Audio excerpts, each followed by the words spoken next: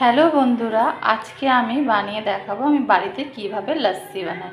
তো তার জন্য এখানে আমি দই নিয়েছি, টক দই। এখানে নিয়েছি 1 কাপ চিনি, কাজু কিশমিশ, আর এখানে কিছু কুচনো আইস। তো একটু গলে গেছে, তো সেই প্রথমে আমি কি করব, এই মিক্সারের মধ্যে আমি এই দইটা ঢেলে দেব। তার মধ্যে আমি দেব হচ্ছে চিনি। যতটা দই দিচ্ছি তার মধ্যে আন্দাজ মতন আমি চিনিটা দেব।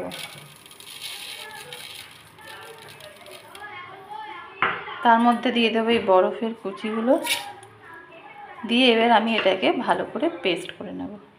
দেখুন একদম আমি ভালো করে এটাকে ফেটিয়ে নিয়েছি।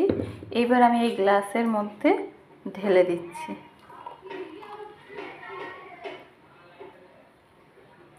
দেখুন একদম তৈরি হয়ে গেছে। এবার আমি এর মধ্যে একটু গার্নিশিংয়ের জন্য একটু কাজু, একটু কিশমিশ দিয়ে গার্নিশ করে দিচ্ছি। তাহলে আমার একদম তৈরি হয়ে গেল লস্যি। তাহলে আজকে মতন এইখানেই